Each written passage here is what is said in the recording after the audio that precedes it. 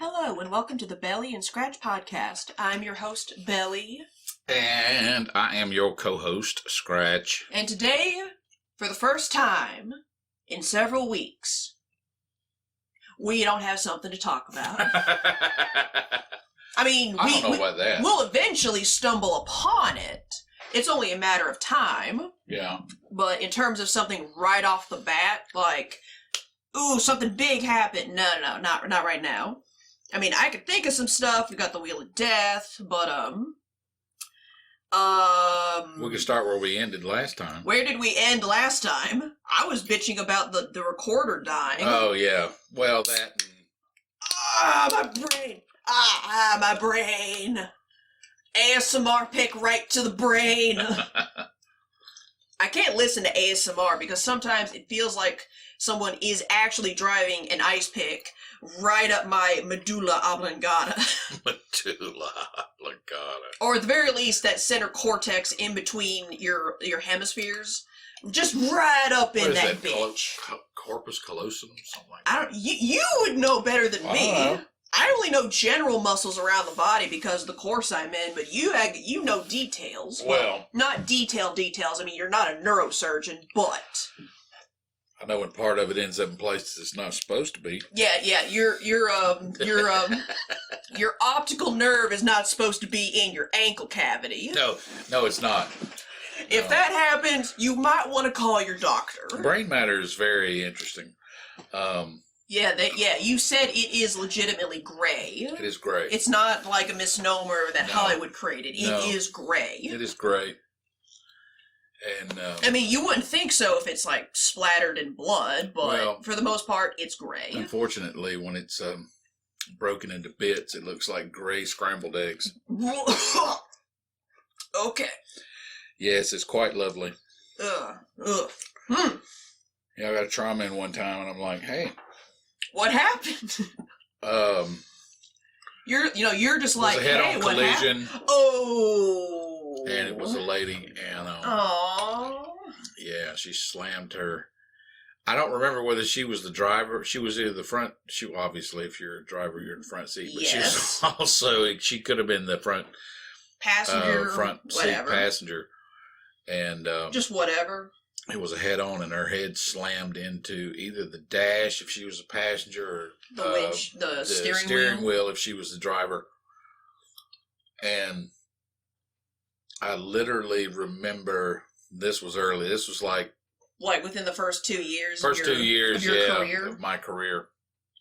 And I remember thinking, how did that lady get scrambled eggs on her face? She had hit with such force, part of her brain had come out her nose. And it was on her face. Oh, God. Oh, that's foul. Woo! Ugh. Yeah. It messed me up for a while. Yeah, obviously. no dir. Dir. Did she die? Yeah, she died. I was about to say, like, how do you sneeze out your frontal cortex and go, I'm fine, Jimmy. Roll me home, Jimmy. That's some rugby playing, motherfucking. That's some rugby, yes. Yeah, rugby. It's like a rugby lobotomy. Yeah, rugby guys will. They will damn near get their ear torn almost completely off, have it stitched up by the field medic, and then go right back onto the field. Yeah, those rugby brothers can have it. Yeah, they can. I was quite the headhunter in my day, but I'm gonna tell you something. Rugby is something. I had else. full pads on, and I remember a matter of fact, it was a fellow ER nurse. Yeah. His name was Marty. He was also an ICU nurse, and he played rugby. And he had been a Marine for 5 years before he had went to nursing school. That makes sense. He was a big brother. Mm-hmm. And I remember him trying to. I mean, this was after I had stopped playing semi-pro football. Yeah. And he was trying to get you onto the rugby. He was trying to get me onto the the town that I was working in. He was trying to get me on their rugby team. Yeah. And I was like, man, there ain't no way, no how. I'm not crazy. Yeah, because here's the thing. I would argue that in football, you can definitely develop, you can definitely explore, like, a hatred for humanity by hitting somebody as a lineman. Yeah, in a way, in comparison. In comparison to rugby, which is basically hatred for yourself. I can't disagree. Because here's the thing, in football, you're fully padded. Yes, it's going to hurt when someone hits you. Right. But you can develop the ability to hit them in such a way where it delivers more pain to them. That is correct. You can. Versus rugby, where you are, you might have knee pads and elbow pads, maybe. Maybe. That's in a cup. And something on your head that looks really weird. No. But rugby don't do helmets. No, I know this, but it's not a helmet. It's like a cap. It's like this weird looking cap, but like a leatherhead cap. Yeah, like a leatherhead cap. Yeah. Except it's a little flatter. Mm-hmm. But what they don't. Of course, it's flat. They ain't got a brain. They're not missing anything. They're not missing anything. They don't need that protection. What they don't tell you is those things are, and I'm not saying this is the official position of anybody. This is just an observational definition of mine, and that is, as far as I can figure, it is a stout piece of material, whatever it's made of. I think it's leather. But I'm pretty sure it's part of it, yeah. I'm pretty sure that it's mainly there just to keep your ear from getting torn off on television. Yeah, I'm pretty sure that's its purpose too. Excuse me. And that and headwinds tend to bleed a lot. Well, yeah, there's a lot of blood circulating in your head. There's a lot of blood circulating, and because if you get a scalp laceration, you will bleed like somebody hit a truck full of pigs. Just like Ric Flair. That man has so many scars along his head. It's not just from getting slammed into the mat. I have some of that old school stuff where, they take a piece of razor and they have it in their. They have it in one of their finger tapes. One of their finger tapes. So that for the quote unquote money shot, they can actually lacerate the other guy. Yeah. I hope they paid that dude a lot more. No. They did it to themselves. Oh, yeah. That was the secret. Okay. That was the secret. When he got tossed into the corner and laying there. You gotta lacerate yourself. Yeah, okay. You gotta cut yourself. No, the reason I say that is I've seen a couple of times where, now obviously this has to be staged. Right. Except for the parts where you would cut yourself. I have seen parts in wrestling, like some of the older stuff, because they really don't do this no Definitely more. Older stuff. No, they don't do this anymore. The last time I saw it, it was around 2009, really? 8, late 2000s, maybe early 2010s. Yeah. The last time I saw this, I think it was, no, it had to have been the mid 2000s, now I think about it. I think it was involving Triple H and another dude. This dude, he was like a C-list wrestler. Was it Triple H when he had hair? Yes. Okay. When he had the long hair. He had the long hair. Okay. Yeah. All right. I know what you're talking about. Triple H when he still had his long hair. And this dude was like a C-list wrestler. He was British. He was uppity because apparently British people are uppity in wrestling. Seriously, I personally have not seen one Cockney wrestler in the WWE.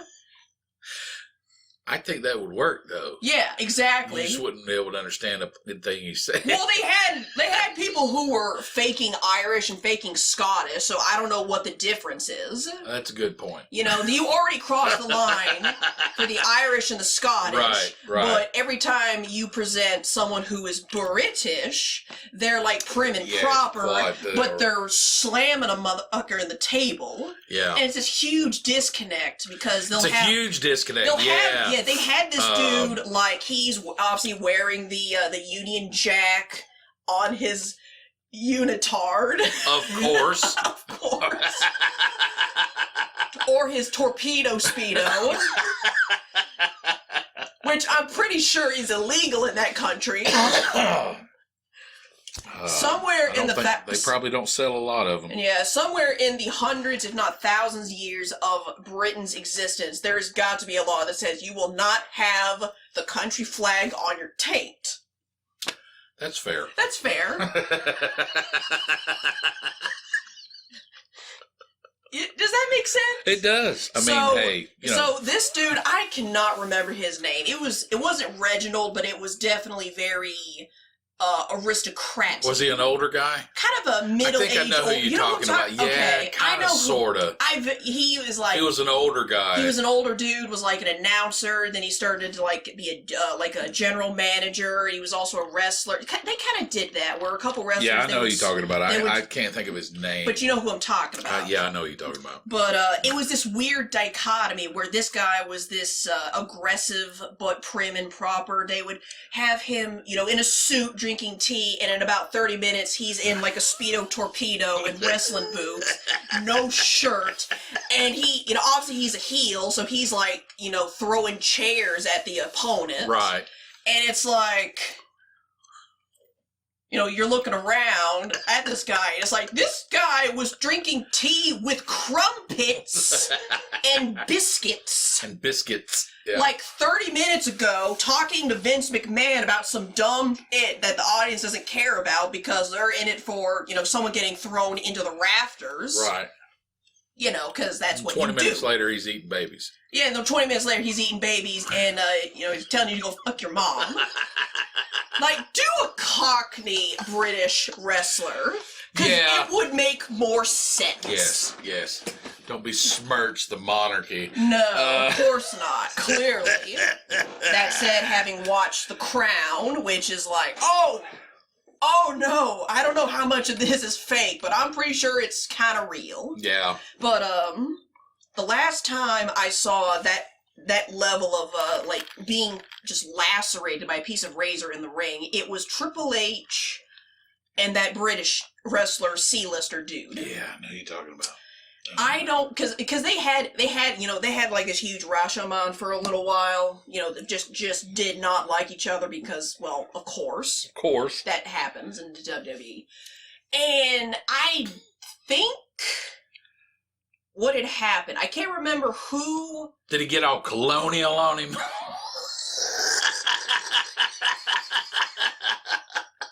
Probably. Oh, that's killing me. I think the only more colonial you could be to a British wrestler is if you were actually Native American. Oh, well. That would be the darkest matchup in WWE history. Actually, yeah, they don't like talking about that. No, that'd be the darkest politically incorrect thing. French-Indian War, that sort of thing. Yeah, you have some dude who's Cherokee, he's not Cherokee, but they say he's Cherokee because, of course, and they go up against the British people. Yeah. And it's like, I don't know whether to laugh or cry. Although, if you were to get someone who is quote-unquote a Native American wrestler, you better get a big old dude. Might hurt. Well, yeah. You better not get no scrawny little 5 foot nothing. You better get somebody bigger than 6'4". Yeah. Like Undertaker. That dude has to be something. It's my understanding that he's something. Yeah, he has to be some kind of Native American. I would automatically, I don't know this for sure, but I would default to being. I think he's actually from Texas, so that being interaction ancestry of Sioux or big mean. Mean. They're mean. They're mean and they're big. Yeah. Oh, you shouldn't talk, but you don't know. No, you don't know. You don't know, brother. You never met one. I'm tangled with a few of them. Yeah, because you were a traveling in hospitals. Yeah. No, they're a hard. They're bruisers. Yeah, they're bruisers. They're a hard people. They can be. Here's the thing. Like with all people, there are gentle folk, and then there are the mean people. Well, I mean, I think it has a lot to do with. But man, they got a temper. But most here's the thing, most native tribes throughout the world, not just in the North or the South Americas. No. For the most part, that's something I've kind of noticed. If you ever talk about any sort of indigenous people, they usually have some sort of temper, like really honed warrior spirit. Not always, but it is a common factor. Well, and then this doesn't just... I've heard this, honestly and truly, the first time I heard this theory, yes, it was applied to Irish. Uh-huh. and it basically said that the closer a current demographic group of people were to their indigenous ancestry, the more, for lack of a better term, the more warlike they were. More kind of aggressive. More aggressive. You know, you got the English who basically... They existed for hundreds of years. You know, basically turned away from the tribal system, you know, at least 1,000 years ago. At least 1,000 years ago.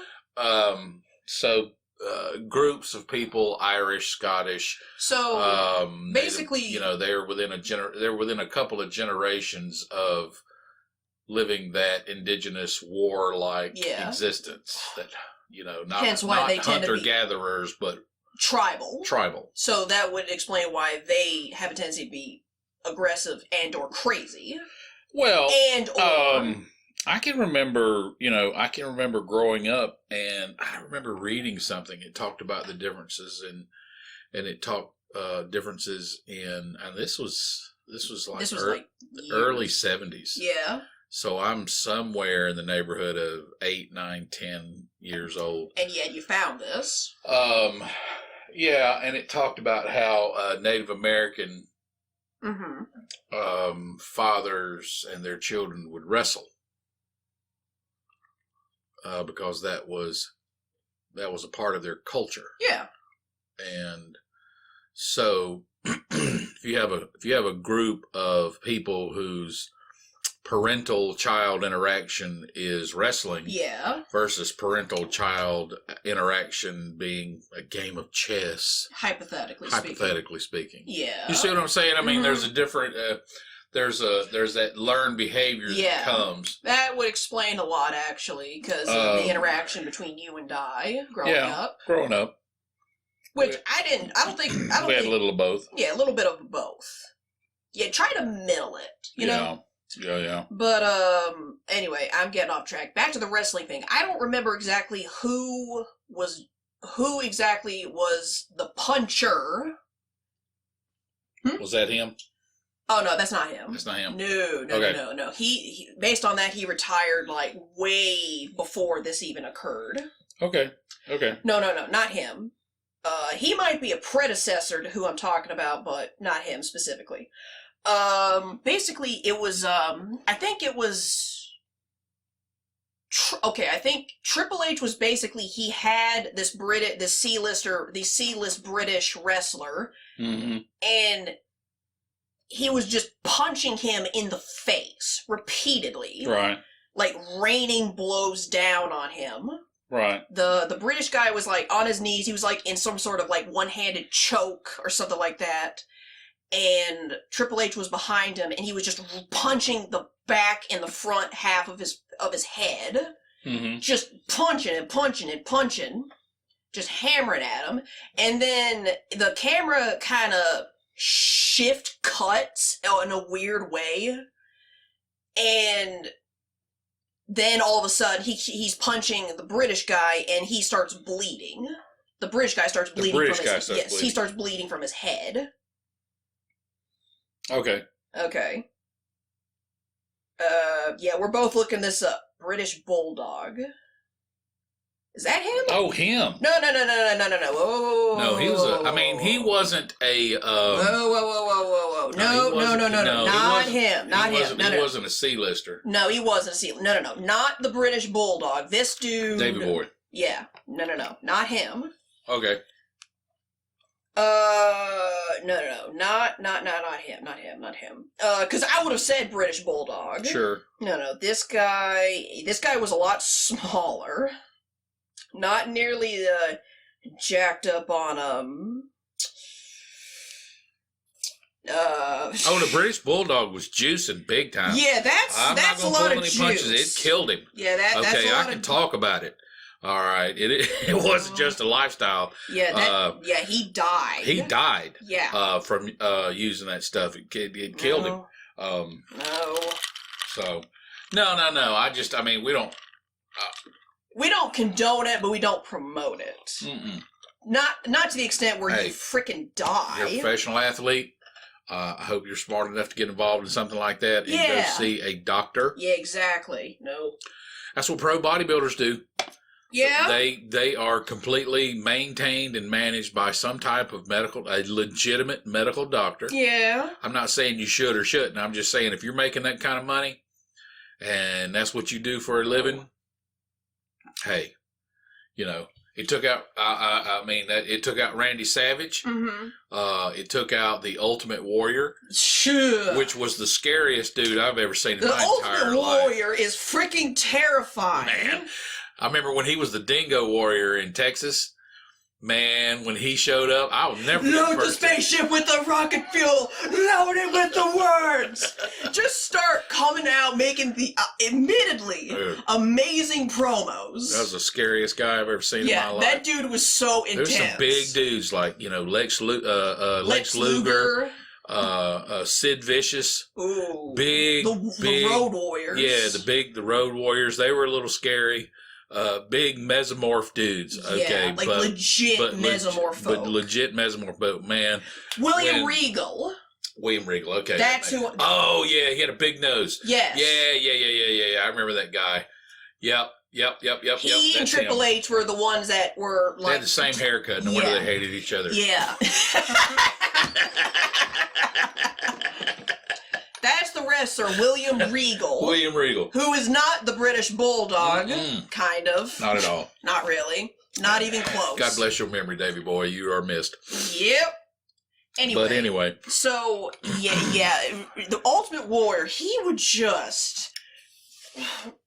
There had to have been cocaine involved, too. I don't know what to say about that guy. It has to be... I don't want to say it was, like... I don't want to say this. He had actual psychoses, but it wasn't coached. No.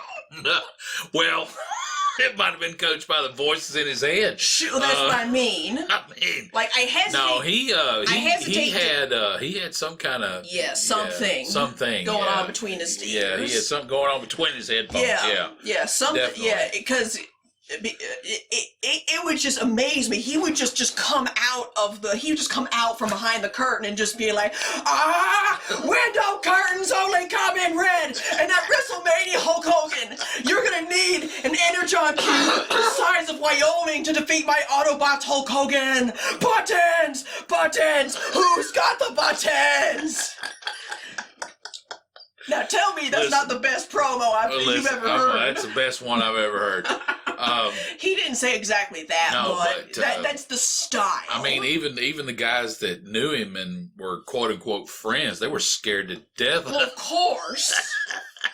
Because they never knew when he was just gonna pop off, and that was gonna be the end of it. Yeah, this is kind of why I know wrestling, like the business side, is very competitive. Yes, they do beat the shit out of each other. Yes, but they are competing in terms of ratings and popularity. Sure. The more popular you are, the better. The bigger the budget they're giving you, right? The more screen time you get, the more money you make.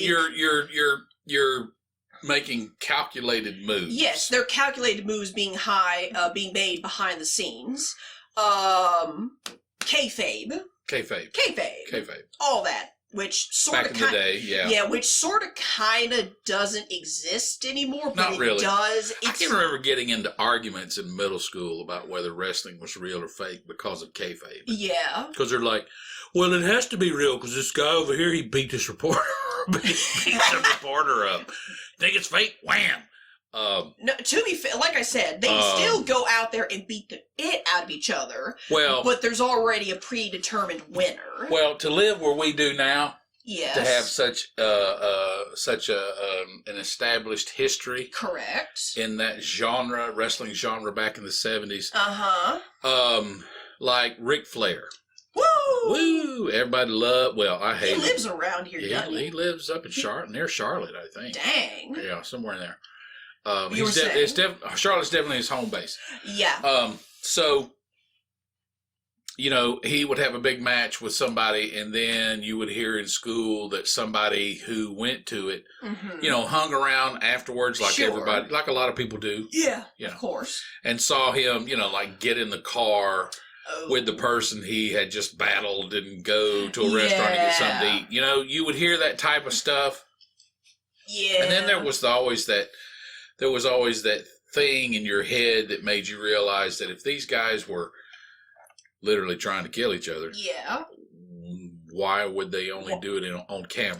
Yeah, you know what I'm saying? And why would a business allow hostile workplace like that? Yeah, it's basically a huge soap opera, but they beat the shit out of each other. I mean, it's great stuff if you allow it to be what it is. It's just entertainment. It's theater. It's theater. It's all which that's fine. That's fine.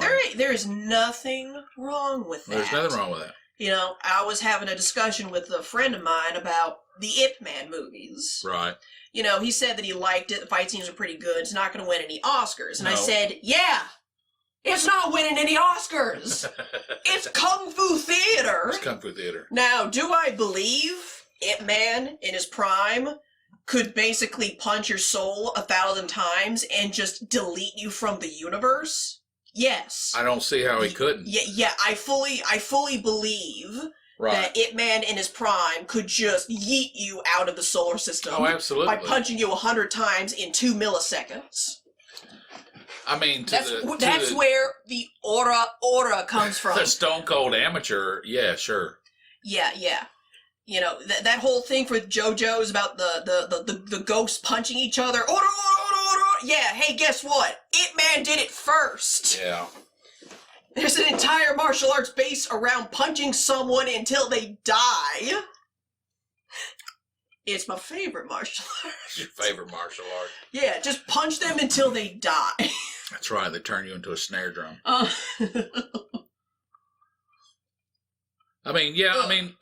remember when, martial arts really began to arrive on the scene. David Carradine. I remember that show Kung Fu very well.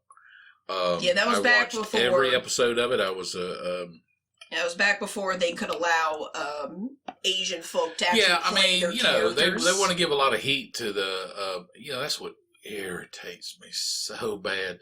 They want to give a lot of heat to certain segments of the population, but it was actually Hollywood. Yeah, it's Hollywood. It's Hollywood. Yeah. Okay, they're the ones talking about, hey, we love everybody. Well, how come you don't put everybody in your movies? Yeah, it happens even to this day. I mean, they've had to have inner city riots for, and you know what's going to happen? For like 10 years. Well, I'm going to tell you something. Honestly and truly, basically what's going on today with this whole thing in the streets and this whole racial tension thing going on, personally. Yeah. I know it's being fabricated. I was born in the late 60s. Yeah. Personally, from my experience, this is the third time I've gone through this. The third time. That something like this has occurred. Something like this has occurred. Yeah. Okay. All right. Certain segment of the population that lives mostly in urban areas, rising up. Pro or con? Yeah. You're just stating what's happened. I'm just stating what's happened. This is just an objective observation. They would rise up. They would rise up, and then get a lot of attention, and then Hollywood would kind of pander. It's to me pandering is unjustified. So for Hollywood to lean in there, would placate be a better word? Placate would definitely apply, but I think there is an attempt to genuinely excuse me, to genuinely apply a standard that is long overdue. How about that? Okay. Long overdue. Okay. And as soon as all this dies down, they go right back to the formula. Right back to the original formula. And why do they do that? Money. I mean, think about it. If for some reason, it wouldn't matter. Like if another geographical no, it wouldn't. Section of people in the 1970s, it was the Native Americans. That explains a lot. Okay, there was a group that took over the island of Alcatraz. Yeah. Marlon Brando refused to accept an award, an Academy Award, Best Actor, Best Movie, Best an Academy Award, an Oscar. He sent a Native American woman out to receive the award for him. Mm-hmm. Okay. And then when they get on the other side of it and get the natives calmed down, then they just revert back to the original system in the first place. And that's what gets on my nerves. And then they wait for the next trap to spring. I'm just saying, that's the way it is. It's unfortunately... It is unfortunate because it's not like we don't care. No, we do. But, yeah. We aren't the one that makes those decisions. Exactly. I don't have anything to do with that. Exactly. It's just like the whole thing about having a same sex, like Captain Marvel. I don't care if Captain Marvel likes non-females or non-males. I don't care. You just don't like Captain Marvel in general. I don't. Well, I'm saying a good story is a good story. Why don't you start with a good story and then work the rest of that stuff in instead? Birds of Prey. You got just this one pandering line after another. I mean, Let's make a good. Let's have a good effort. Let's make something. Don't just quality. Don't just construct a brightly wrapped gift. I know. I mean, and then once you open the gift up, it's actually a $5 candle at the bottom of the box. Yeah, it's when they say, well, people stop watching the show because so and so came out of the closet. No. People don't care about People don't care like that. about stuff like that. There are certain dynamics that go along with particular. Media creation. Yeah. It's just like you're just making a big deal out of nothing because your show sucks. Your show gets canceled because it gets canceled. Yeah. Okay. Your show gets canceled. Now, granted, there are some times when a show does get unfairly canceled. Firefly. Well, it happens all the time. Yeah, it happens all the time. But here's the thing. If your show gets canceled unjustly, but you had a really good story, then... Right. I will defend you to the grave, like Firefly. I still have not finished. The good stories come back in different. They come back in different forms. Different forms. Firefly came back as a comic book. Yeah. And now it's a tabletop RPG game. And now they're talking that gives me high blood pressure. They're actually talking about doing another series or a movie or something because they're talking about doing something with Firefly. Yeah, something. But if your show or TV or not TV show or movie gets canned or panned, trademarking that, writing that down. Canned or panned. Canned or panned. Got it right. Yeah. Canned. Bel-E and Scratch. Panned. Canned or panned. We could do that for like a can, or we could bring up a topic. Can or pan. Can means get rid of. Pan means it's bullshit. That's what canned or panned is. We need one more. We have to figure it. Canned, panned, bland. No, something not that's bland. kept. Yeah. Or you think it's good? Hang on. I'm looking up a thesaurus. I need a rhyming dictionary. Do they have a rhyming thesaurus? I know there's a rhyming... There's a rhyming dictionary, of course, because of course there is. Of course there is. No, I don't need that. Sure. No, but I mean, but what people don't realize is that thing that you think killed what mainstream. Oh, I mean, it's like, it drives me bananas. It does. Who doesn't know? Okay. Mm-hmm. Who doesn't know what these people are or what they claim to be or what their sexual orientation is? No one cares. Okay. Not anybody that has any economic impact anyway. Yeah, I mean, what are you going to do? You're going to upset the evangelicals and the fundamentalists? You don't care about them. They don't watch their show anyway. Yeah, and you don't give a shit about them regardless. Yeah, you don't care. Yeah, you don't care. And yet. Anytime a hat drops, they're the first people you point at and be like, they destroyed it. They did it. No, it's because the critics hated it because your writing is shit. And okay, if your show was good enough, then the other side of the fence would keep it afloat, right? That makes sense. Or at the very least, they would not say as many negative things. Well, I'm just saying, if it's like, I don't know. It's this whole thing of jumping on different vehicles that are already established and imposing your own social agenda on top of these things. Why can't you create your own media? Because because your own media sucks. Because your own media sucks. Because you got to hijack something else. Frick. Canned, panned, grand. Oh, that'll work. Canned, panned, grand. Yeah. Yeah. Trademarked. Don't steal it. We literally invented it on the spot. You gotta write it down. Where is the paper? Canned, panned, grand. You can use it, but you gotta send us a check. Yeah. That's gonna be the title of the episode. That just solved all my problems. Canned, panned, or grand. Yeah. Oh, that's cool.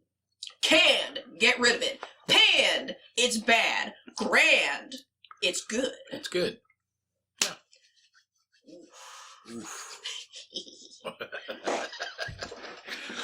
How exactly we're going to implement this, I'm not sure, but it's definitely got to be with, like, media or TV shows. I can't wait till we hold the fate of strangers in our hands. You telling me. That's my life's goal right there. Did you hear what they say about your show on Bel-E and Scratch? Oh, you're done. Mm-hmm. Imagine having that kind of power. Yeah, exactly. That's crazy. Yeah.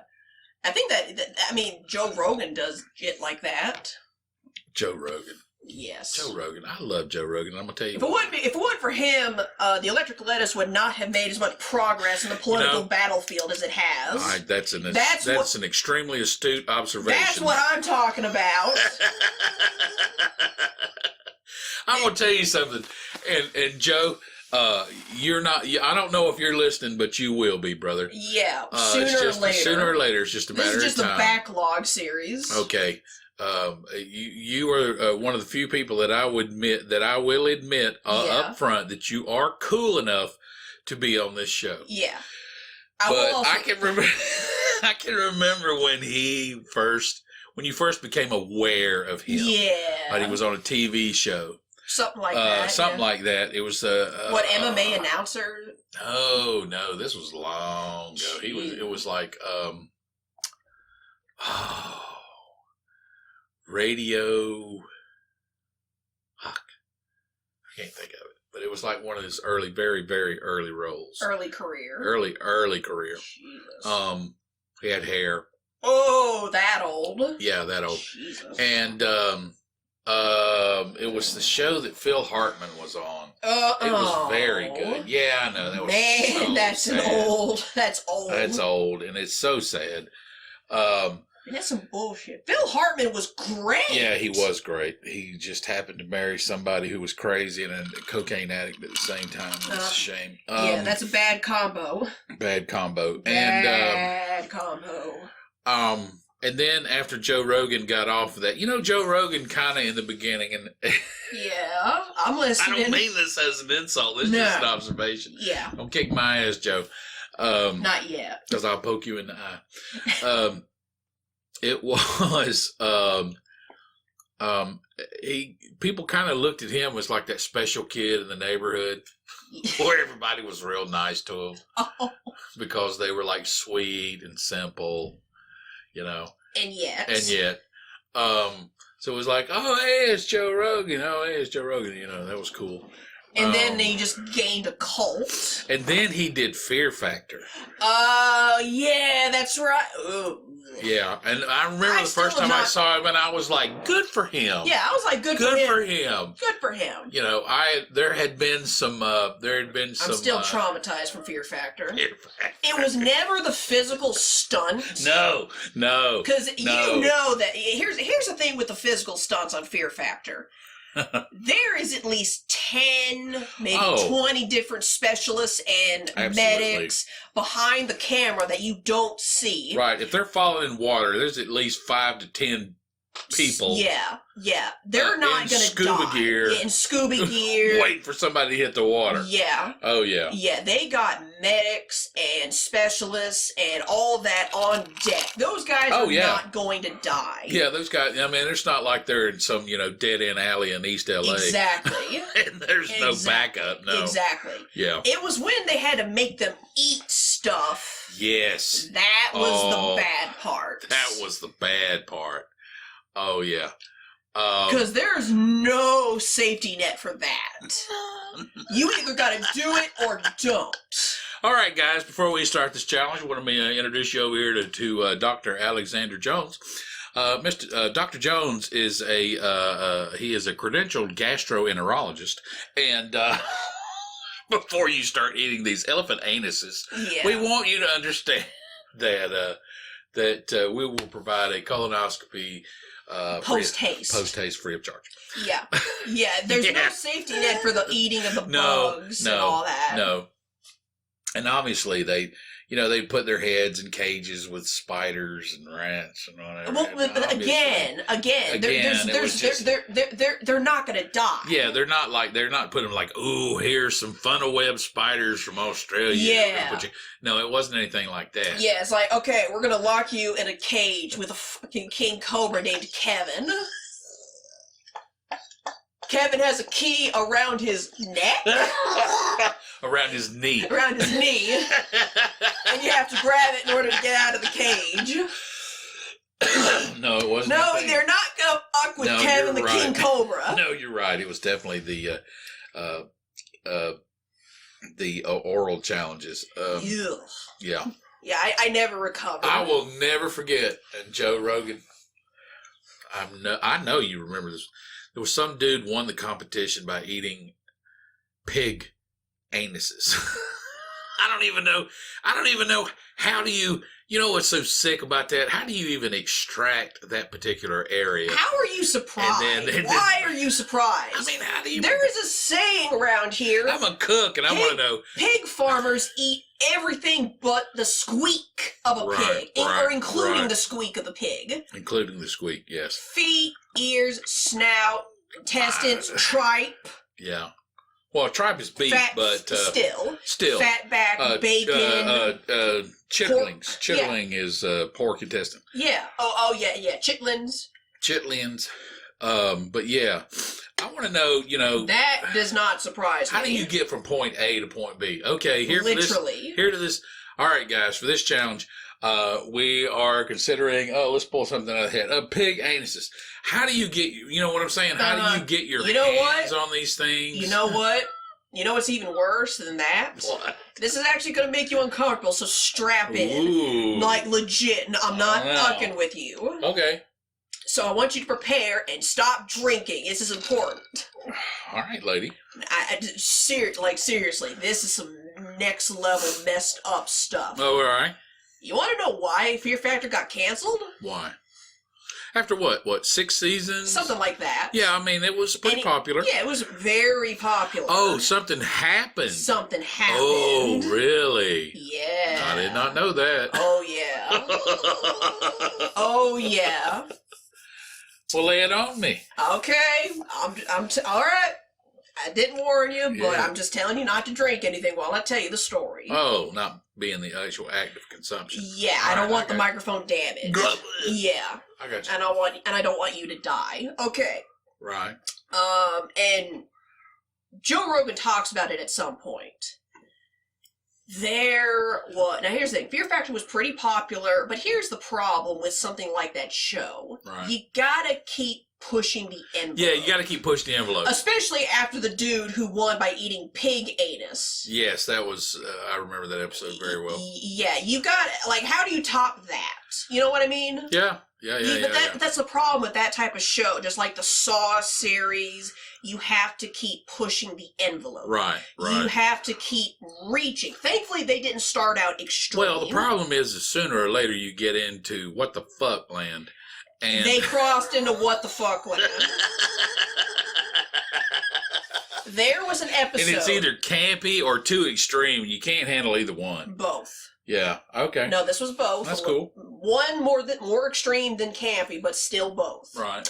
There is an episode that never made it to air. Oh, really? Yeah. Joe Rogan will talk about it. I love that kind of stuff. Yeah. If we ever...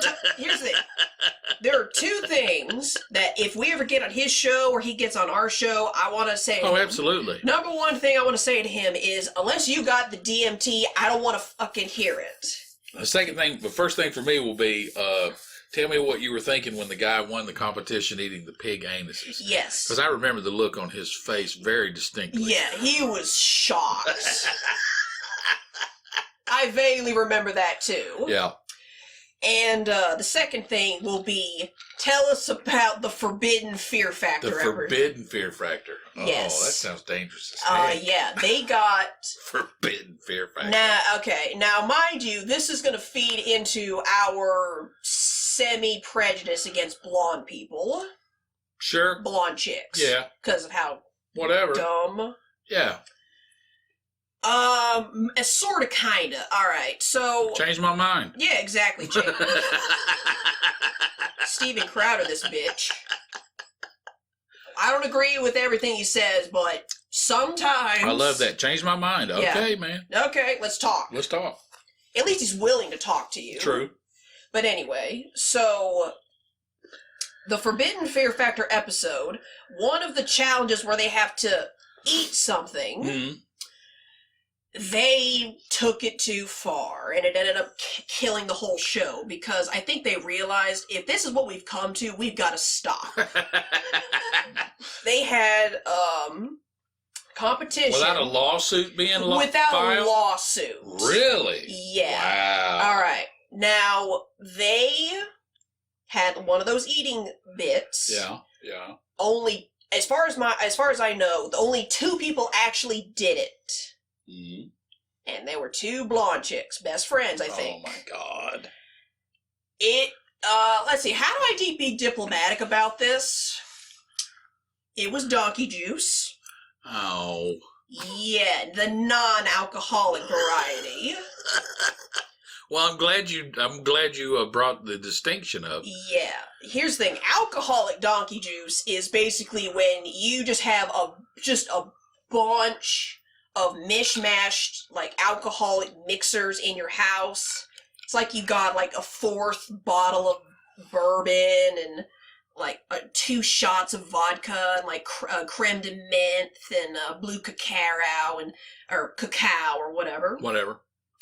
And, like, butterscotch ale and all that. And they don't really come together. No. You can't mix them together, so you just pour everything into, like, one, like, fish bowl thing, and you drink that. It makes you puke. Yeah. That is alcoholic donkey juice. Uh-huh. This was not what they drank. Oh. Yeah. That's what I mean by they couldn't proceed past that. The essence of donkey juice? The organic essence of donkey juice. Well, that's the word they use, essence. Yeah, I know. Oh, man. Yeah. How much? I don't know. Oh, I want Enough, apparently. I mean, was it a teaspoon? Was it a tablespoon? Was I don't it a think quart? so. Here's the thing. Think about it. If it was like a teaspoon to a tablespoon, they might have been able to get away with it. I don't know. Might. Ugh. Or they would have used a lot of euphemisms. It sounds like they're throwing themselves on this. So they had to know that was going to kill it. I guess, but like I said, that type of show, that type of environment, you have to keep pushing the envelope. Right. But something like that's the point of no return once you cross it. I guess the other point of interest from my perspective is, did it just show up, or did they actively obtain it prior to ingestion? I don't know. That's why I want to talk to Joe Rogan about it. Oh, that brings, Yeah. I'm sorry, that mental picture just messed me up. Yeah, don't do that. Don't do that to yourself. Not cool. Anyway, so that's what helped kill Fear Factor. Excuse me. And that's an episode that never aired. Never aired. Huh. Interesting. Yeah. That was. This is why I told you to stop drinking. Oh, I definitely want to ask him about that one. Yeah. That's crazy. Yeah, exactly. I'm trying to think. What's a good distraction from that?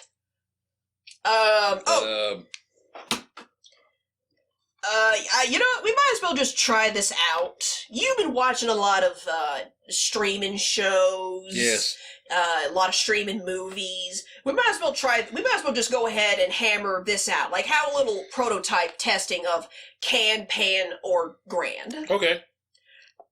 And, alright, let's see. Since this is the prototype, we're not, the rule is, okay, this is gonna evolve as we go, but right now, this is what we're gonna do. This is what I propose. Sure. Can, pan, or grand. We're going to talk about 3 things we've seen recently. 3? Well, I guess I guess. You Okay. know. 3 things we've seen recently that you feel should be canned, as in canceled. Like, get rid of from the universe. Get that out of my eyes. Right. Panned, something that you don't really care for, but a lot of people seem to like anyway. You know? Oh, yeah. And it doesn't have to be recent. It could be anything right now, since, you know, we're just spitballing. And then there's grand, something you've seen recently that you feel like is worth people looking at. Sure. You know? Yeah. Like I said, it doesn't have to be recent. It can be. I might pick recent. You could do whatever. Within the last year. Yeah. I guess last 2 years because of 2020, since we've done nothing but watch TV most of that year. Pretty much. Yeah. Starting off, something that should be canned. Something that needs to be erased from existence. Oh, You want me to go first? no, I saw something yesterday that it was like a 37-minute thing on some guy that got arrested. Yeah. Because he claimed to be a time traveler from 3036. Uh-huh. And they can't figure out who he is. Yeah. Because he doesn't have any. No credentials. No credentials or anything. No records. And he was actually, they were interviewing him. He was coming right along. But then this is how you tell when you get into exchanges with these types of people. This is how you tell. This is how you find a big chink in their armor, and that is when they go from being objective to subjective. Okay. How do you mean? In other words, what did this guy do? This guy, he basically started describing how there was going to be these environmental issues in the next 50 years. Sure. And they were trying to figure out, well, what's the future hold? He was like, well, you really don't want to know. First of all, to me, that's strike one. Yeah. Okay, you agreed to an interview. But you're being mysterious about it. But you're being mysterious about it. Oh, you don't want to know. Yeah. Well, of course I want to know, Dingbat, because that's why you're here. Yeah, that's why you're here. All right.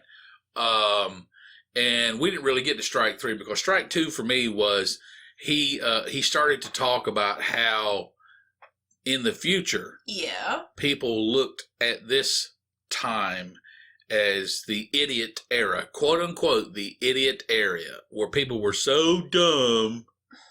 You understand what I'm saying? You see how that makes you go, oh. Oh, okay. Oh, okay, you nut bar. Okay, you nut bar. So I didn't get past that. Actually, it looked pretty good. Up until he started opening his mouth and talking. You know, obviously the first thing got on my nerves was, you don't want to know. Yeah, I do want to know because that's why you're here. Yeah. And then he started talking about, anybody from any kind of executive perspective would try to break dynamics down. Sure. And not just throw an insult at somebody. Yeah. You know, it's like having a conversation with somebody on the other side of the political defense. And then all of a sudden they call you a bitch or something. And all of a sudden they call you a name. Yeah. Okay, well, you just think that way because you're a blank. Yeah.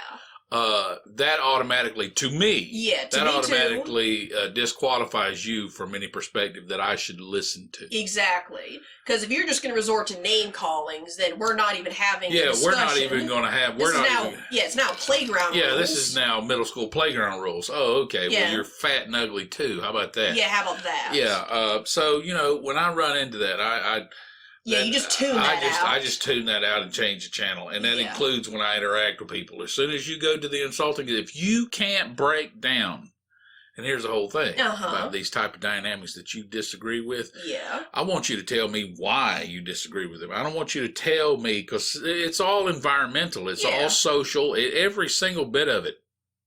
No, I get that. Okay. It's like... why are people anti-illegal immigration? Well, a lot of times because the lower class people, they are involved in jobs that these immigrants have a shot at, and they don't want to have to fight for those jobs. So when you automatically dismiss them as being racist or some other kind of problematic word Yeah. that you want to apply to them, you are missing the point. Why do these people feel this way? And if you don't address that, you'll never change how they feel about it. Not only that, but if hypothetically you were to highlight how one person feels one way about something and the other person feels the exact opposite, you can at least theoretically come together and compromise over it. Right. If you understand the foundational dynamics to why people would spit a word out. Yes. Or a particular perspective, that's the only way. You can't shame people. What we don't realize is this superficial application of name calling. Yeah. You're not going to accomplish anything. No. Because there is a substantial reason that the person that you disagree with, there is a legitimate, even if it's only in their mind, they feel their perception. They feel it is a legitimate reason. They feel, even if they aren't even able to define it, yes, inside they feel that it is legitimate to view this way. And calling them a name doesn't solve anything. If anything, it makes them cling on to it harder. It sure does. And it also tells me that you, the critic, don't have a broad enough understanding of the entire situation. Yes. Anyway. Yeah, this is why I see a lot of people who, a lot of people who grew up in these very religious households. Now, mind you, I said religious. Religious. There's a difference. There's a big difference. And they become completely anti-T-posing religion, completely pagan. Right. And they cling on to that because the people in the T-posing religion around them, I don't want to say they spout the wrong message, but they're going about it in the wrong way. Their application is a little off. Their application is off. Yeah. Because apparently a lot of the people who become pagan from these religious households, they said that when they talk to their pagan god, which is either like Thor or Athena or whoever. That you've experienced. That I've experienced, right. Yeah. That you've come into contact with. Yeah, they define it as it's a very casual conversation, like you and I talking. Right. Whereas in the environment that they used to know, they would, if approaching the T-posing religion god in a casual manner. Right. In this environment that they used to grow up in, or they used to exist in, was abhorrent. And I'm like, yeah, that's wrong. Yeah, that's wrong. Like, I believe the T-posing religion god, he's got a sense of humor. Absolutely. Yeah, and anyone who says otherwise... needs to go look in the mirror. Yeah. How can you not, I'm not saying be disrespectful, but how can you live like that? But it goes back to that whole thing of people just want to overcomplicate things, and some people, they just need to be in submission. I don't mean that in like a crude way. No. I just mean like some people are built that way. They do. So, but anyway. So the time traveler from 3036, I say Canned. All right. I mean, yeah, it was panned, but it just it's like get rid of it. 10 minutes, I'll never get back. There you go. Yeah, exactly. Yeah, there's a difference between canned and panned. Absolutely. Canned is just get rid of it. I don't want to see it anymore. Panned is something. Panned is something that you feel like should get. I'm defining panned as something you think is bad. But other people don't. Yeah, that other people don't think is bad. I thought what's her name? Robbie Margot. Her performance as Margot Robbie. Her performance as Harley Quinn is wonderful. I think she does a very good job. She does a fantastic. She does job. A great job. But then the rest of the stuff that just got added on, it just panders it into the dust. Yeah. And it doesn't work. Yeah, I get it. All right, that'd be your panned. What about grand? Evil. Yes. Evil. The show Evil. The show Evil is good. Oh my God, it's so good. I mean, that's unless they They need a second season, and they need it stacked. It was a little campy when the demon that looked like the goat showed up. Well, sure. But it fits into the myth that's been created around. Not only that, but they did it at the end of the season. Yeah, they did. If they would have done that in the first season, well, they did it at the first episode. Yeah. I probably would have turned the channel. Yeah, they allowed it to grow. Yeah, they allowed. They established itself. Established the storyline. Yeah, it established itself. Yeah. I can appreciate that. Yeah. All right. The show Evil is fantastic. It needs a second season. I'm just ready. Oh my God, I'm ready. I want it. It's so good. Yeah. All right. Canned. Get it out of my face. 5 years ago, if I said what I'm about to say, I probably would have been burned at the stake. Uh-oh. But now, I think everybody feels this way. Can Doctor Who... Oh. Can this iteration of Doctor Who... Man, that hurts, too. It hurts my soul. I got on board with number 4. Yeah, you got on board with Tom Baker. I got on board with David Tennant and Matt Smith. Right. This is a travesty, what is happening. My boss, who is one of the biggest Whovians I will ever know... Because I don't know which doctor he started with, but he went back and he found, the available episodes, because some of them were lost because, it's like the 1950s and 60s and, I guess, records, all that. That he fucking watched it from the beginning to now. Wow. Books, comic books, spin-offs. If it's got Doctor Who or vaguely Doctor Who spin-off vibes on it, he's there. Right. He's that big of a Whovian. Okay. He ain't got the scarf that you got. Bigger than me, because I haven't watched it from the beginning. Yeah. He ain't got the scarf you got, though. That's true. So you got that. Yeah. I love it. And even he stopped watching this iteration of Doctor Who. Really? Yes.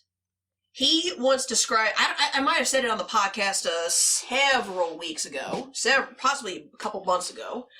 He described to me, I don't remember what the exact words he used was, but every doctor, he said, had kind of like a moment where they are crowned the title of the doctor. Right.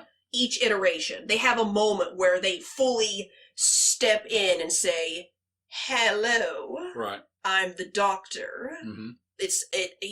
I call it being I don't want to say anointed because that's kind of holy and brings up religious iconography. Right. But being crowned with the title. Sure. Like they've officially stepped into it. Yeah. The one that I can remember off the top of my head was the one I can remember off the top of my head. It was the Matt Smith crowning of the title, where I think it was like either first or second episode of his series, where he comes back. He's got Rory and his companions, Rory and oh God, I forget her name. The redhead, the Scottish redhead chick, who she was awesome. Right. And basically there's like an alien race that's going to exterminate all life on planet Earth because there always is. Yeah. Seriously. Right. And the doctor is like, hey. Yeah. And the doctor's like, hey, by the way, did anyone on this planet actually break any of your laws? And this big floating eyeball thing, it like scans throughout human history. It says, no.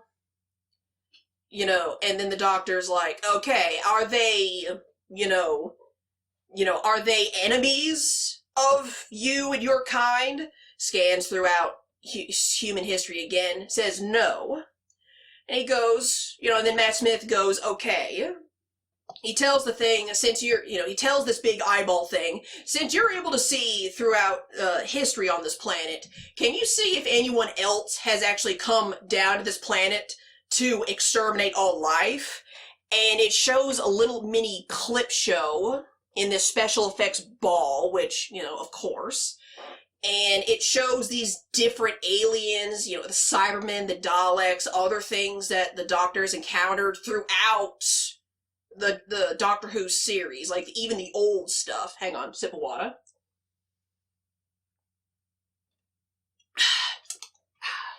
Delicious.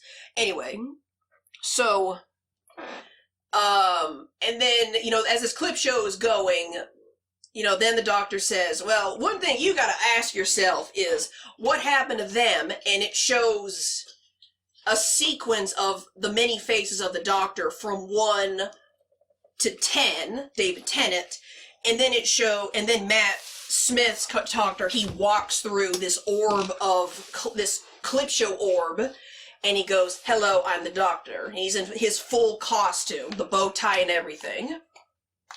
And he basically tells that giant eyeball to run, which it does. So it's a pretty formal process? Kind of formal. Basically, it's supposed to be the Doctor acting heroic and saving somebody or humanity or doing something heroic. And it's basically a moment where... So it kills him, and to defeat it, he comes back in another incarnation. No, that's the regeneration. Oh, the regeneration. That's the regeneration. No, the regeneration is when it goes from actor to actor. Right. The crowning of the title. But it's like, is that the crowning achievement at the beginning? At the beginning. Of run of each Doctor. Yes. There's like a moment where they are like, it is I. It is I. I'm here. Yes. Da da da da. Okay. I am the Doctor, therefore I am. Right. I got it. Something like that. Sure. Every Doctor has a moment where they do that. They're officially the Doctor, and they're about to go whoop some ass or something like that, depending. Right. I can't remember what happened. So the current. Thank you. So there's no crowning to the current? There was, but it didn't work. He told me that... What, did they take a different perspective? No. From what I remember my boss telling me, it's been a couple weeks and I stopped caring. Was it a moral victory where they came in second? I don't know. But they thought it was fantastic anyway. Well, here's the thing, though. He told me what had happened. He told me that, she had just got done with regeneration, and it was like... there was something where I don't even remember what the problem was. Right. Because he was explaining to me what was happening, and then all of a sudden she just kind of snaps up, starts talking, and then goes, I'm the Doctor. Supposed to be the crowning achievement, where they go, I'm the Doctor. And my boss... That was just after some kind of lounge conversation.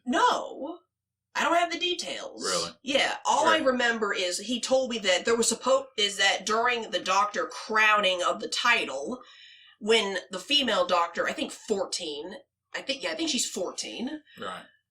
She does her thing. I guess there's like a heroic something or other, and then she's supposed to step into the title, but my boss goes...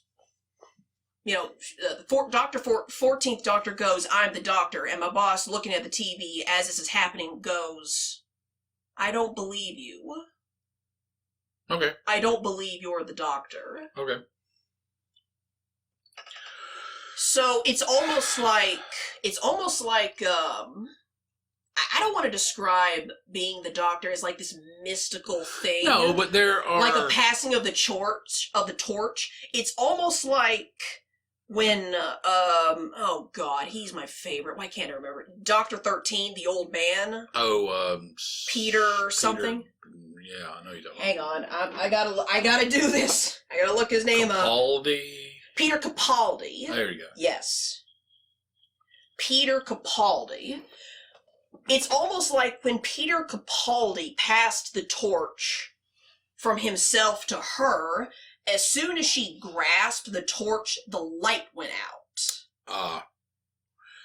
Well, it's almost like it didn't pass. It right. stayed with Capaldi, because for a lot of people, he still is, like, the final Doctor. Really? Yes. I guess. Because what had happened was, Stephen Moffat, whether people love him or hate him, it is irrelevant. I think you could probably say anything about it is, Doctor Who was a lot better when he was the showrunner. Yeah. You know, because here's the thing. Some people think Stephen Moffat is Jesus as a writer. Oh, I'm sure. Yeah, as a writer. And then some people think he is just terrible. And either way, you can agree he's a lot better showrunner than the guy running it right now.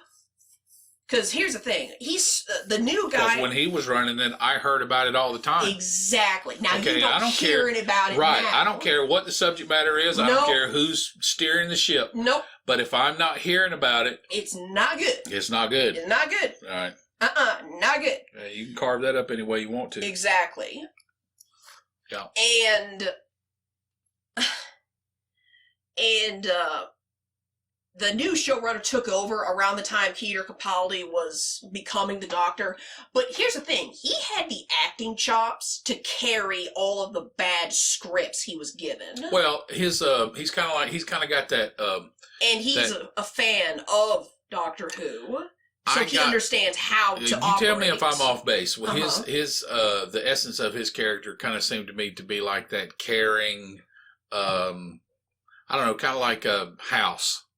The House. Kinda. Except where he's like really hard and grizzled, but he really does. He does actually care. He does actually care. Yes. That's the impression I got off of Peter Capaldi's Doctor. He is like this sarcastic grandpa. And when you are that, when your character is tuned like that, you can take bad scripts and at least improve them based on your performance. Exactly. Yeah. He was like this sarcastic, a little sardonic, old, grumpy grandpa. Right. But at the end of the day, but he was charismatic. Yeah, he was. And at the end of the day, he's gonna pull your ass out of the fire. Right. He's gonna bitch at you. Right. Probably.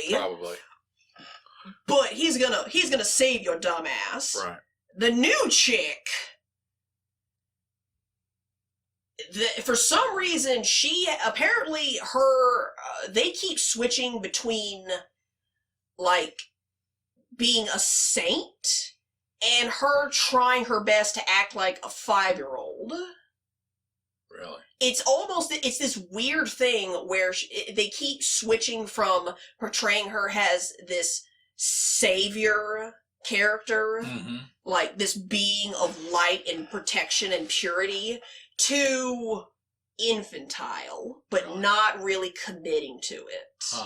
And I feel like I should be offended as a woman. You know what I mean? Right. It comes off that way where every time it's like it's not even a transitional thing. It's almost like a light switch where, you know, she's supposed to be acting zany because she's the Doctor. She's existed, you know, the Doctor, the being, right, has existed for thousands, if not millennia, or millions of years. Right. And is just all kooky and crazy and just wants to run away and have fun among the stars and the planets and, you know, just play. The ever-expanding universe is their playground. Right. And then it just hard cuts into, I must protect, I must defend, I am the savior, I am the warrior. Right. And I'm like, is that the best you can do for a female Doctor?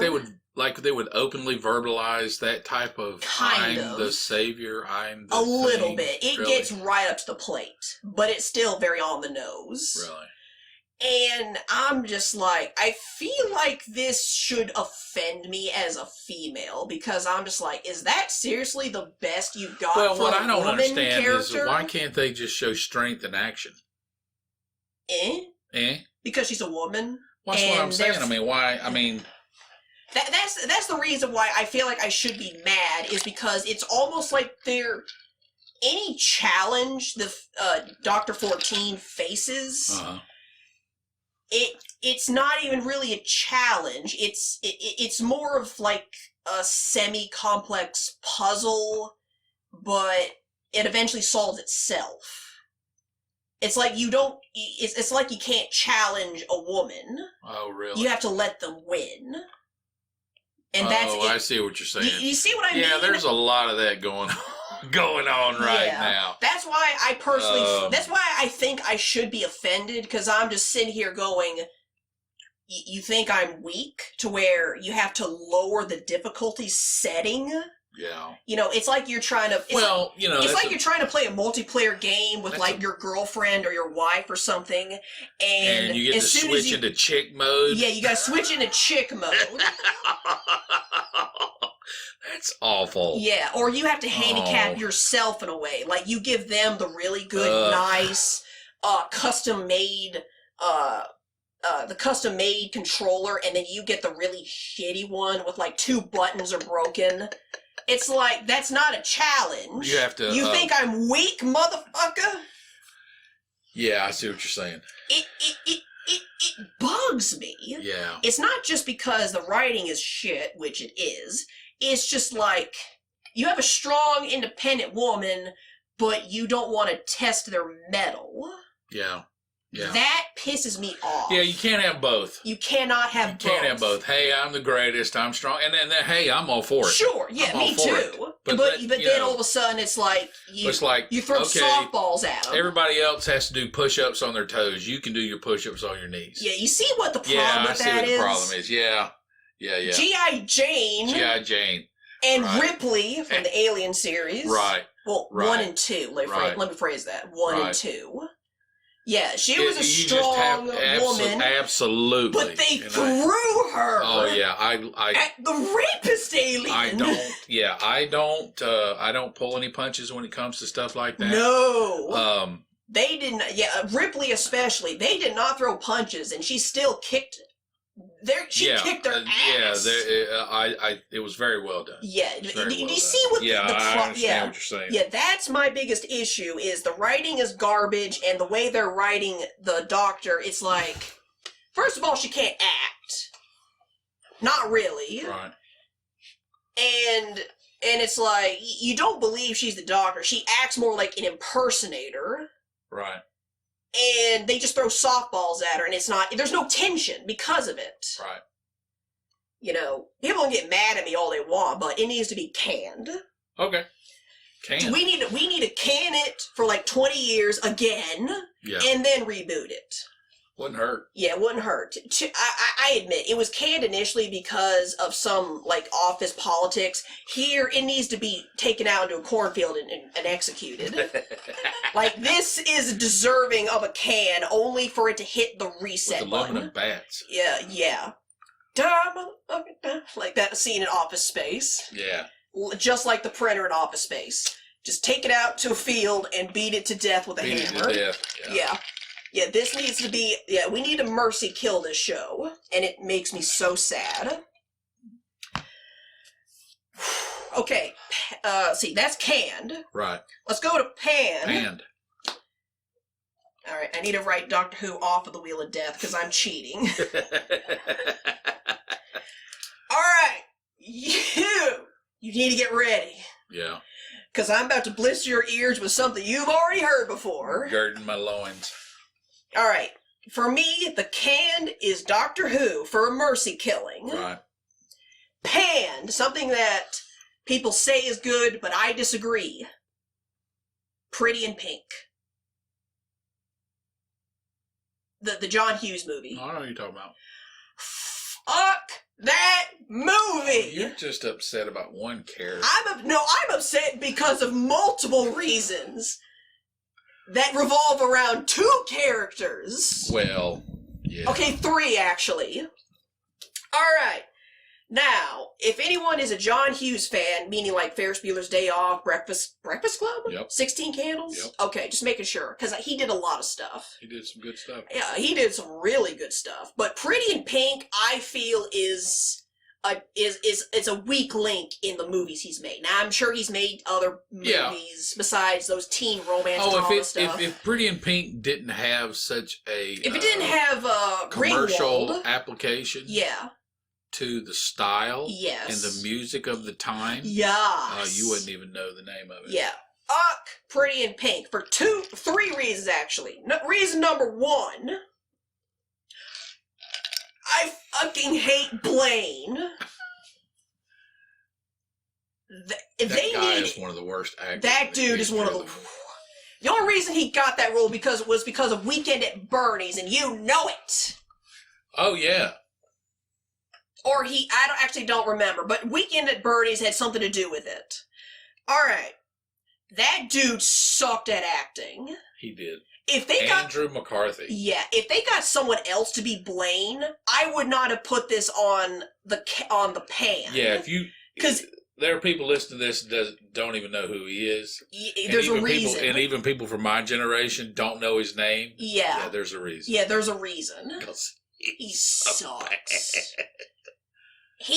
Here's the thing. The whole premise behind Pretty in Pink is Molly Ringwald. I don't know what the character's name is. It's Molly Ringwald. Right. Not her as the person, but she's done so many of these movies where it just kind of blurs together at some point. It does. Which is unfortunate because she can act. She can. She just got typecasted really hard. Yeah. Which is a shame, but what are you going to do? What are you going to do?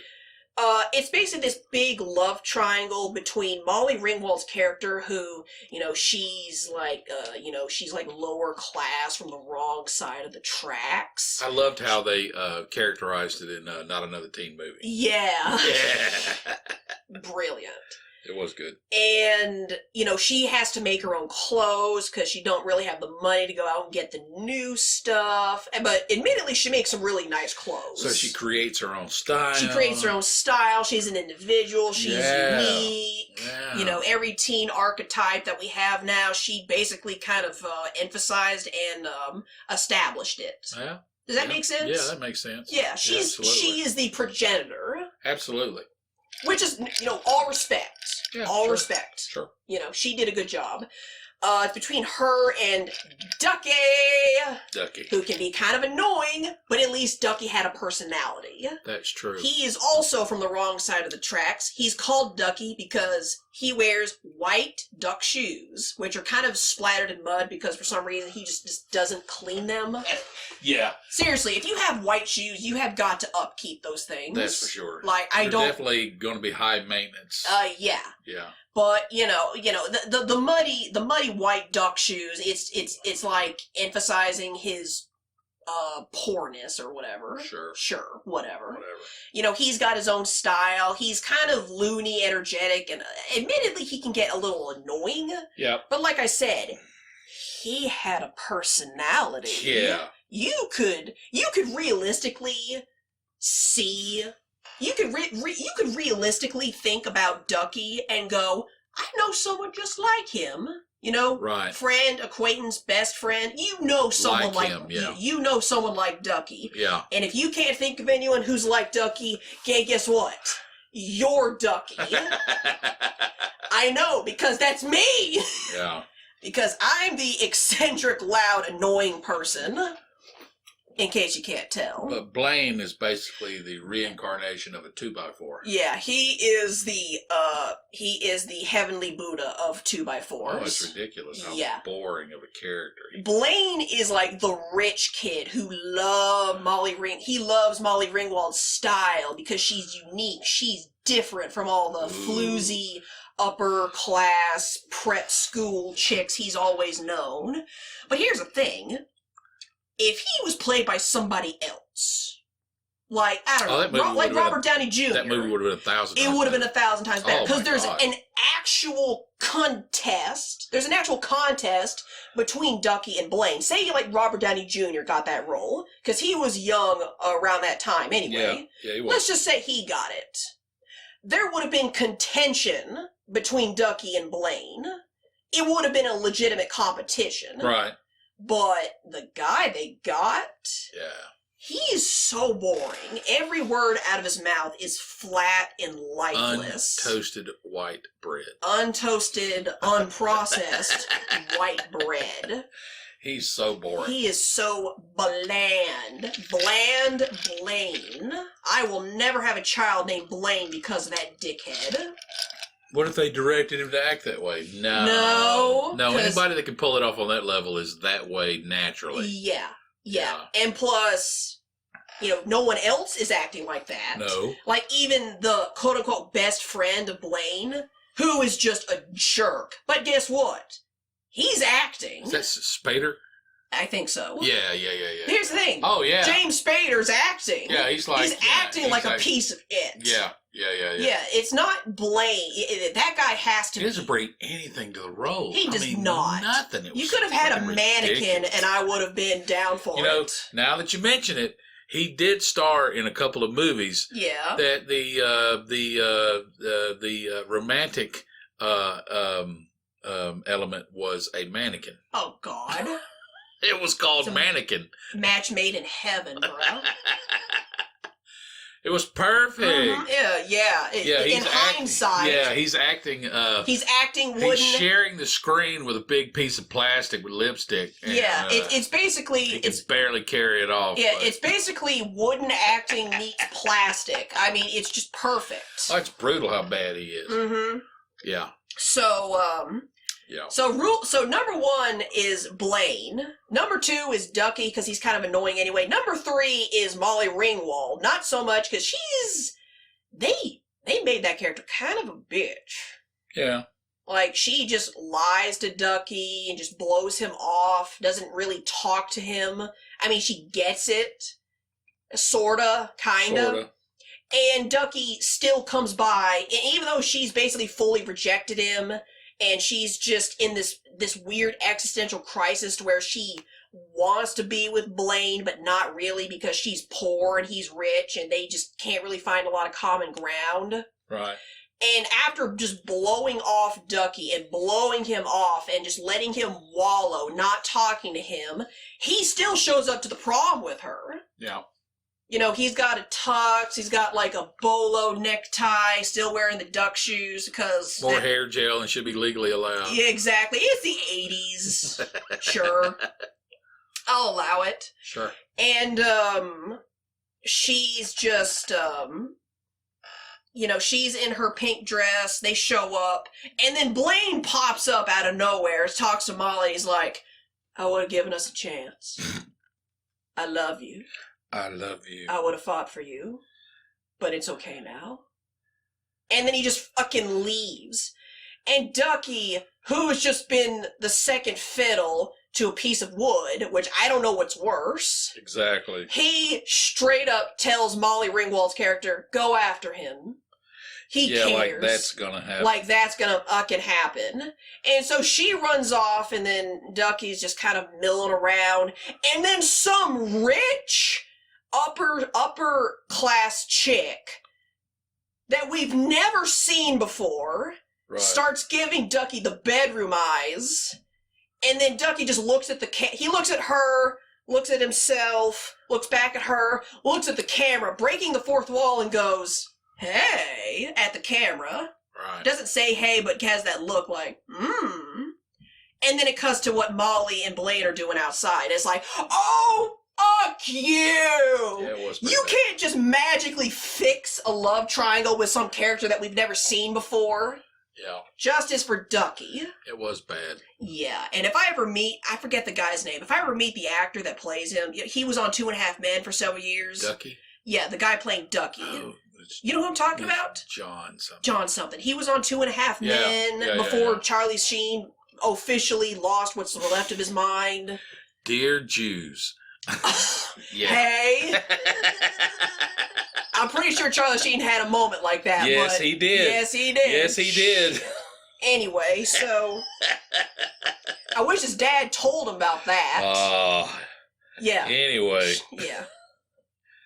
Anyway. So, Panned. Panned. Panned is pretty in pink, and I've done talking about it. I'm scratching it off the Wheel of Death list. I needed to get that out. Thank God. Yeah, thank God. Already talked about that. Grand. I'm currently watching it right now. I'm like right before the. All right, I know. I just cracked into the season. I just cracked into season 1 of this show. I'm not halfway through it, but I think it needs more attention. But it needs some work. Now, maybe they fixed it in the second season. I don't know. Cowbell. Yeah, it needs some cowbell. There's a TV show. Now, I try not to get involved in these, like, murder mystery shows like CSI or NCIS or whatever the fuck. Because sometimes it just gets old. Yeah. You know? There's only so many times when the murderer used a knife or it was a scorned lover. The victim was found in a trash can. And their toes are missing, and it's a religious reason why they took the toes. It's just like, you gotta start doing some, you know. At least Criminal Minds took inspiration from real life cases. Right. You know, I still don't care for Criminal Minds either, but they're at least trying, you know? Right. Sometimes they don't even try. True. They just don't care. Just mail it in. Yeah, just kind of mail it in. But ever since I finished Hannibal, I'm not going to talk about Hannibal. Oh. Shut up. I'm not going to talk about it. Oh, yeah? Yes. Anyway, the streaming service that I used to watch it recommended this. The Prodigal Son. Oh, really? Yes. It has Michael Sheen in it. Who? I don't know if you know him so well. I'm going to pull up a picture. Michael Sheen, I was first introduced to Michael Sheen. There was a show, Good Omens, with, it was written by Neil Gaiman and Terry Pratchett. He's the angel in Good Omens, alongside David Tennant as the devil. Yeah. It's not the guy that plays Watson, is it? Martin... No. What? No, not Martin Freeman. Okay. Michael Sheen. Michael Sheen. This guy. Oh, yeah. That guy, yeah. Isn't that Gollum? No, that's not Gollum. Gollum is Andy Serkis. Okay. They're a little similar, but not quite. They are similar. Michael Sheen is way more attractive. Definitely. By at least 30%. Anyway. So, no disrespect to Andy Serkis, but you know what you look like. That's why you're in the CGI room all the time. That's why you got a mask on in front of the camera. Yeah, exactly. Yeah, he knows what he looks like. We get it. But he's a great actor. Dude, he should have gotten Best Supporting Actor at the Oscars for Gollum. He should have been at least nominated. Holy it. Sure. So, The Prodigal Son, basically, oh god, I can't remember the guy that plays Malcolm Bright. The Prodigal Son, it's basically, Michael Sheen plays a dad who, he was like this brilliant heart doctor, but then he, like, went and intentionally killed, like, 23 people or something like that. And then he gets arrested, and the main character of the show is the character is named Malcolm Bright, who is dealing with the repercussions of having all that happen to him when he was a child. Right. You know? Right. So the character already is not mentally sound. He was the head vampire in Twilight. Yes. All right. I'm not happy that you know him from Twilight, but he's so much better. Yeah, get over that. Honestly and truly, I've seen what he did in Twilight. He was having fun on set. I have to admit. Hope so. Because Twilight just sucks. Had to wear those contact lenses. He hammed it up to the high heavens for Twilight, and I respect him because that is not a role worthy of any more complexity than a piece of toast. True. And he approached it that way. He saved his acting talent for Good Omens and The Prodigal Son. So that's good. I respect that.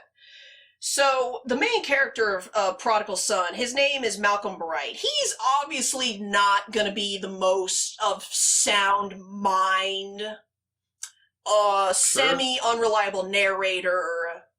Because all this stuff, when his dad was arrested for the murder of several people, happened when he was like 11 or something. Right. So, not mentally okay. So he's like a detective? He's like FBI agent turned detective up in New York. Cool. And here's the thing. Normally, I try not to get involved in these types of crime, procedural drama stuff. Right. For two reasons. One, sometimes they don't try, and two, it's like when I was describing the difference between Hannibal and the X-Files. In Hannibal, they would say, "Oh, hey, there's like this killer going around doing this."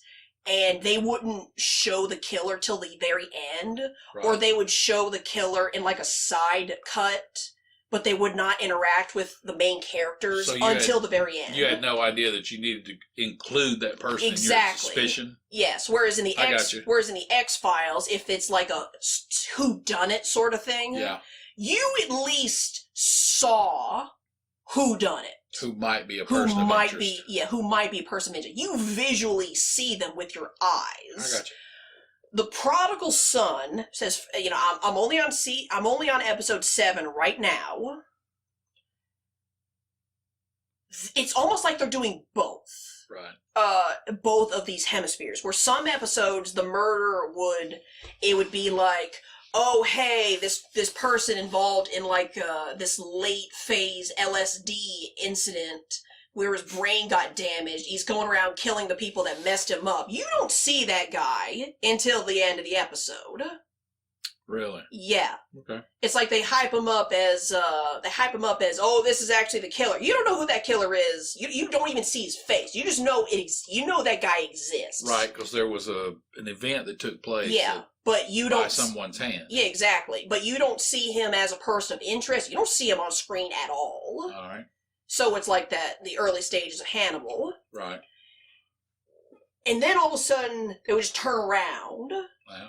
And then there would be like, there was a stabbing in a park, and we think the mom did it. It wasn't the mom. Right. No I'm trying not to give spoilers, but it wasn't the mom. Right. But the thing is, you saw who did it. Mm-hmm. And I love that. I actually do love that episode because it's like everything's pointing at this guy, and he hadn't do it because he's actually kind of a bitch. They're pointing towards the mom that did it, and she said she did it, like she confesses. Right. And Malcolm Bright's like, it doesn't make sense, it doesn't fit the profile, because he's a profiler. That's his official title. Right. It doesn't fit the profile, and then he thinks upon it, and he gets, like, advice from his therapist, because of course there is,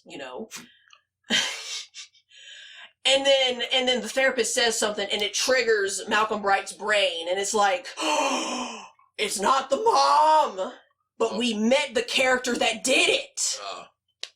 Always these disturbed geniuses. Yeah, exactly. That seems to be a trend happening, is the disturbed genius. Yeah.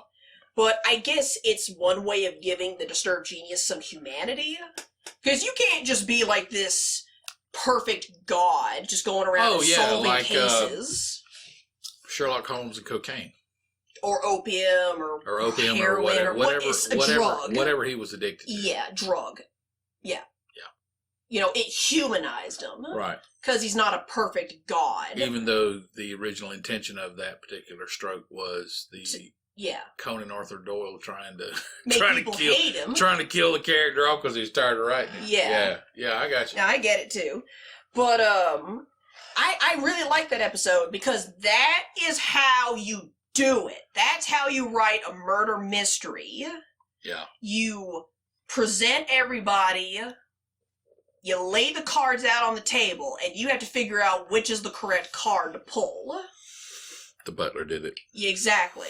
Except it wasn't the butler. I don't know. The acting from Michael Sheen is off the charts to the point where it's like, okay, you're at 100 in terms of the scary factor. I'm going to need to bring it down to a 2. He can be a little creepy. He gets to stretch that his acting. He could actually talent. pull off like an It clown kind of thing. Yeah, he could. He gets there. Yeah. Because, the main times you see him, it's either in a flashback or he's in jail and his brain's already broken. He doesn't care. Right. You know, he's already been unmasked. Why should he care putting up a front? So he's just kind of this joyful, little, somewhat manic type of person. Yeah. The show definitely needs some fixing, because there's like there's obviously side characters. Yeah. JT, who's one of the New York police detectives, he's fine. What country is he operating in this show? America. Oh, really? Yeah. 'Cause he's English, right? Yes. Okay. Awesome. Really good American accent. Sure. JT's fine. The female detective, I keep forgetting her name because that chick cannot act. She's also kind of wooden. Like, she's supposed to be this tough woman from the Bronx, New York, which is a tough neighborhood. Sure. She just kind of comes off as wooden and disinterested in everything. Like, she does not give me the impression that she's had to fist fight someone over $5 at a pool table. You know? I got you. Because that's kind of what I imagine. You say someone's from a tough neighborhood, I always imagine, okay, you probably had to almost kill someone for $5. Or $20, or whatever. You know? Right. Or you've witnessed someone getting killed over money, you know? Yeah, that's not cool. Yeah, it's not cool. So she just doesn't work. The head detective, he's fine. Michael Sheen's awesome. Malcolm Bright, he's trying so hard to be Will Graham, and he needs to stop it. The actor playing Malcolm Bright in this show, he's trying so hard to do Hugh Darcy's William Graham in Hannibal. He's trying so hard to do that. He needs to stop it. Because that's not him. Right. That's not the character. It doesn't fit. And it doesn't fit. Yeah. He's still fantastic, but every now and again there's like a tweak of that Will Graham that pops out of him, and it's like, I don't know about that, bro. The mom character is... She is... The mom character in that show, she's a bitch. Right. But... She's like that. She's like the worst type of bitch. Unemployed? No, she's employed. I don't mean... Here's the thing. Here's the thing. In my opinion, the worst type of bitch is one where they are just mean and manipulative, but they have a reason. Oh. You see, if someone... Oh, yeah. Does that make sense? They got a motive. They're trying They have a motive. They're not just being that way because they're a pain in the ass. Exactly. They have a motive. They're calculating and... But there's a reason for it. Yeah, I agree with that. You know, if someone were just out and about, just being absolutely abhorrent to people, it'd be one thing to just call them out on it. But if they have a motive, they have a reason for being that way, it's harder to say, hey, shut the fuck up. Yeah. Sister character, she's also good. She's workable. I think it's grand, and I'm trying to wrap this up because that recorder's about to run out. Alright. Prodigal Son, grand so far, unless they just do something in like season 2 where it's like, man, fuck this show. So far, I'm giving season 1 of The Prodigal Son a grand. Grand. That is the canned, panned grand, first iteration. Let's wrap this up. We're about to run out of time. Alright, you good? I'm good. Alright. This worked out pretty well. Yeah, it did. We invented a new thing, and this is pretty good. Go from 0 to 9. That's not bad. Yeah, exactly. Alright. Well, that's it, folks. I was your host, Bel-E. And I was your co-host, Mr. Scratch. And we'll see you guys next Tuesday. Next Tuesday. Bye.